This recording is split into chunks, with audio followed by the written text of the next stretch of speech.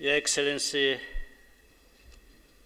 Yoweri Kaguta Museveni, the President of the Republic of Uganda, Your Excellency Amadou Yusuf, the President of Niger, Prime Minister, Right Honorable Prime Minister of Haile Mariam, the Prime Minister of the Federal Republic of Ethiopia, Excellencies, Heads of State and Government, Excellency Musa Faki Mahamat, Chairperson of the African Union Commission, Vera, Executive Secretary of the Economic Commission for Africa, Flori, CEO of Corporate Council on Africa, distinguished business leaders and senior executives, good morning, and I want to thank all of you for being here with us this morning and for the insights you will be providing going forward with our discussions. Despite the diverse backgrounds, I hear consistent messages that the success of business in Africa is critically important to our future. I therefore commend this effort led by the Economic Commission for Africa and the partners the UNCA brought into this to draw business leaders into this conversation at the African Union and beyond. This is long overdue, and I trust that it will be a regular feature of our summits and of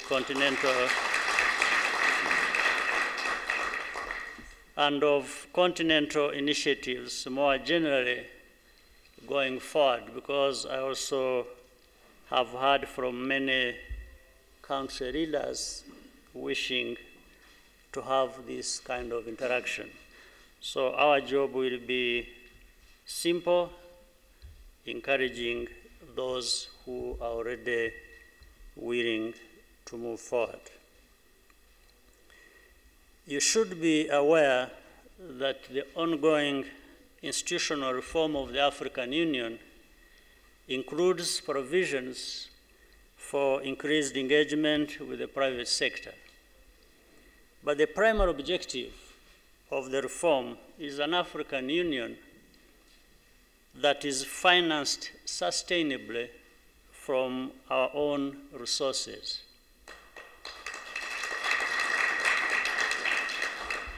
Governments can meet that commitment if the business sector is flourishing and paying taxes. We need active support from the private sector, in fact, and without your voice, something essential is missing. Several of the African Union's most ambitious initiatives are designed to unshackle commercial activity and entrepreneurship. It is about providing a better quality of life to our citizens. I'm thinking about the Continental Free Trade Area, which we hope to conclude this year, as well as the free movement of people adopted during the summit and the single African air transport market, which we inaugurated yesterday. Let me say, by the way, I remind Ali Mufuruki that you may wish to visit the Commission headquarters for a different thing that is on your way of doing business. And other business leaders here, I wish to remind you, you could go to the Commission for the African passport so that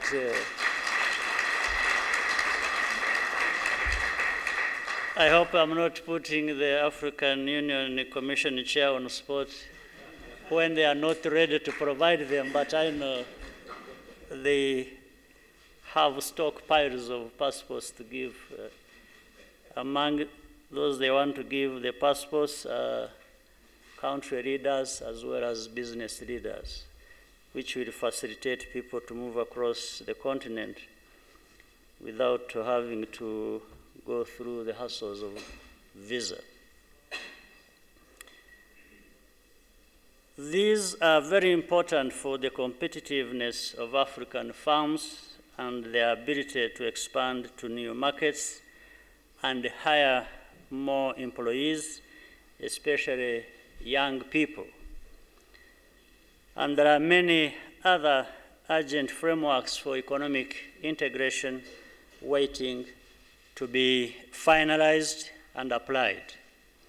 I think it will happen more quickly if Africa's business leaders keep advocating for Pan-African economic cooperation with policy makers and the public, especially through the media. I'm happy to see that today's roundtables, the way I have seen they are arranged, will be specific and full of practical detail. This makes it more likely that new public-private partnerships can be forged. We need the private sector's help in that regard. Let me give the example of health. Inadequate medical care costs companies and the public sector a lot of money and a lot of productivity through illness and disability. But the private sector is also part of the solution.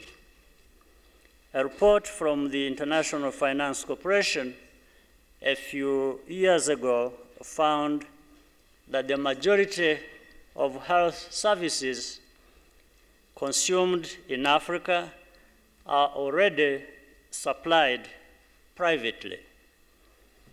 This doesn't necessarily mean we should privatize our healthcare systems, but rather find ways to improve quality and success to healthcare.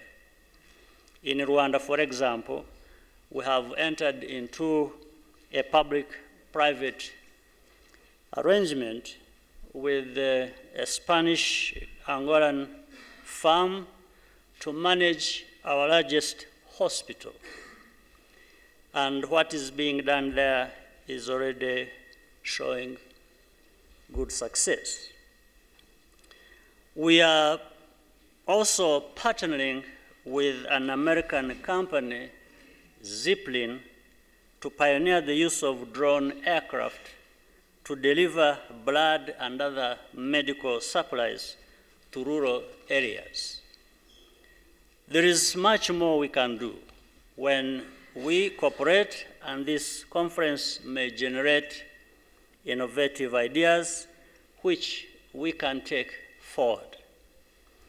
We can work through the African Union and also work with external partners, some of whom we also see here with us today, and we thank you for being here.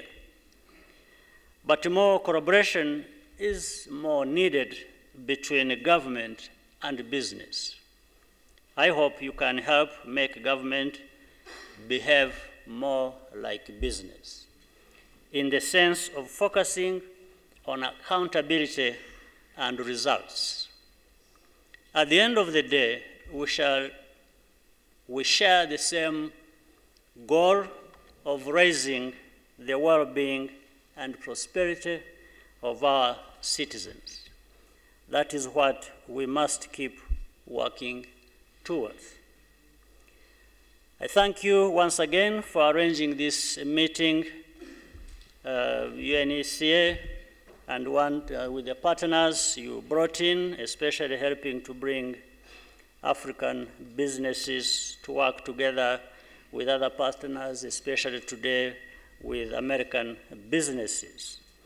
And want you to know that you can count on our support to make gatherings like this a tradition and also keep realizing results that we want from them.